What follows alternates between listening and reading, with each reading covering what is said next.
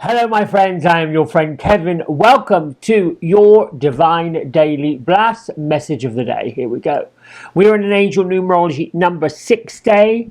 It's about harmony, love, balance, responsibility. It's also a call to our domestic life, a focus on nurture your loved ones, selfless service, along with empathy. And seeing the number 6 can be a message to find balance. Find balance between practical needs and the spiritual life. We're being asked to let go of worry, be responsible, act in service to others. It encourages selfless service and caretaking, but it's also a reminder to be supported and empathetic towards other people. Now, the number 6 does apply to relationship healing. Certain relationships need to be forgiven, healed, with honesty. It's also about setting boundaries. Look at the number 6 as it appears. 2, 4, 6, 2 rows of 3. It's like equal balance. Now, the meanings of recurring 6s all has to do with emotional and material needs, being supported and focused on love and service. Contrary to what many traditions will say, seeing 3 6s does not mean the mark of the devil or the mark of the beast. That is folklore rubbish. The sequence in this case is a powerful reminder to align your thoughts and actions with higher values. Focus on balance, shift your perspective away from fear, and most definitely line yourself up in faith. Today, my friends, the moon is in its last quarter. Happens to be in the sign of Aries. Neptune today is going on a retrograde cycle. It's inviting introspection, a spiritual reflection under today's last quarter moon. Now, this would be the perfect time to look within and be honest about what you need to make peace with. Peace for your own well-being. And if that wasn't enough, this tarot card, the 5 of Cups. We've had a lot of 5s at the beginning of the week. We start to turn things around midweek, which happens tomorrow. Now here we have a message from Archangel Chamuel. As the Archangel of personal and global peace, Chamuel brings all of us to a place of serenity, no matter what the source of the unease. The affirmation: I am deserving of peace, harmony, and tranquility, or harmony and tranquility are mine. Get yourself in a place of harmony and tranquility. More importantly, particularly if you are allowing in the elements that keep us all stirred up. They keep us in worry and fretting. My isms for today, I like this for a meditation, using my hands, my fingers. I am calm. Let me see if we can. I am peace. I am balance. I am stillness. And I am ease. We go through these again. And I'm allowing in more blessings of love, money, abundance, health, wealth, and romance, joy, fun, and laughter. I'm allowing it in. It's making way for it. I'm relinquishing the resistance to it. Today, my friends, affirm to yourself that I'm grounded, I'm present, I'm on the right path for graceful new beginnings. Yes, open the door. Let's go. Particularly if we've been feeling a little stuck, melancholy, listening way too much to news cycles. It's never going to be good. Our networks, no matter what part of the world you live in, are not invested in bringing you good news. They are invested in catastrophizing events, horribilizing what happens, seeking out people that are in distress. Yes, there are incredible things that happen, Not necessarily to us directly, but to folks in the world.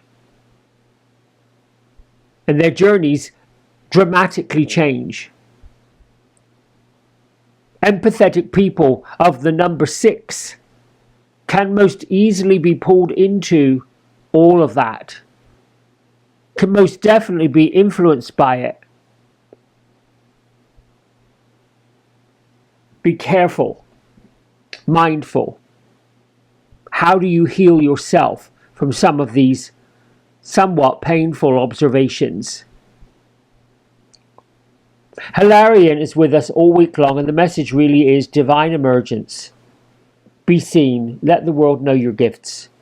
Stand up. Be counted. I think this talks to personal worthiness. I am who I am, and I'm okay with that. Metatron, you have a divine calling. Your activation message is, I'm ready to fulfill the call of my soul. What is that?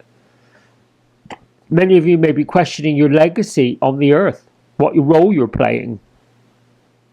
If you're still rather unclear, then ask your non-physical energies, show me where I'm needed the most, but be okay with what answer comes through. Allow and help me to make the best choices for myself and other people. All of them, all acceptable. Louise Hay's daily diary says to us today, I am so grateful for life's generosity. I am blessed beyond my wildest dreams. You could also add to that, I have everything I need and there's more on the way. I want for nothing and I am grateful for that abundance. Done. Now, let's get to our tarot card for today, because I do believe it plays into all of this. Out of her window, we see one cup. This is from Ciro Marchetti's Mystic Palette tarot deck. And the others, 1, 2, 3, 4, 5 cups are falling all over the place. This card is really primarily depicting grief, loss, emotional disappointment. It represents the experience of crying over spilt milk, indicating that you may be fixated on past failures or broken expectations to the point where you are overlooking the blessings and the opportunities that you have in front of you. Count your blessings. I was listening to a radio show yesterday on BBC Radio 2 where a man was a guest on the DJ's show, and he was tasked with positive affirmations.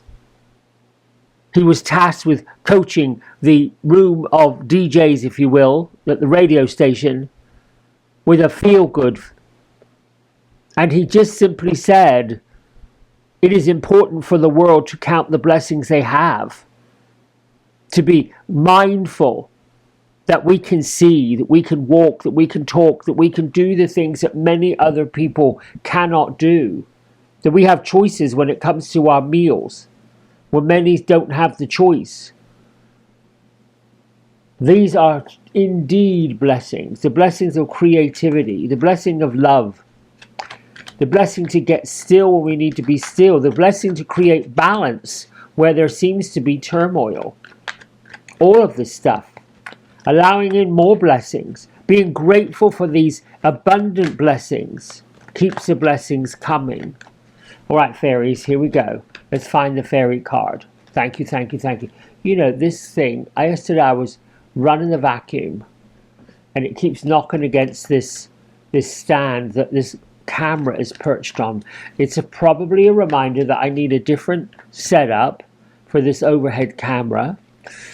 Oh, well, let me just pick this card before they all go on. Oh, look at that. Now, here we have hope. Hope springs eternal. Hope is always there.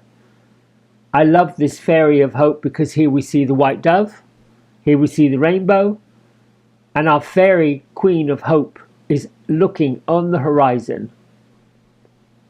Even if we can't actually see it, optimistic expectations can help us change the negative situations into positive ones. We have to accentuate the positive. Looking at things in a way that lifts our hearts, lifts our spirits, lifts our minds, particularly when we face the unknown, when we're facing something that feels a little daunting.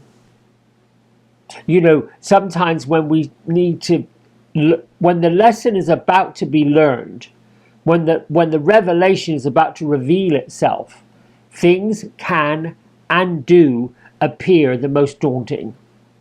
The most, oh my goodness gracious.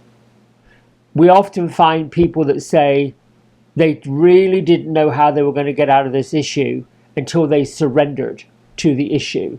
They looked at the mess and they allowed the mess to become the message. And the next thing you know, things worked out in the end anyway.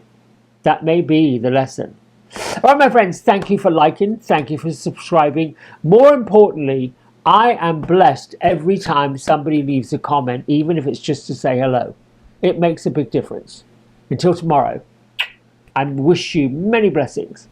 Bye for now.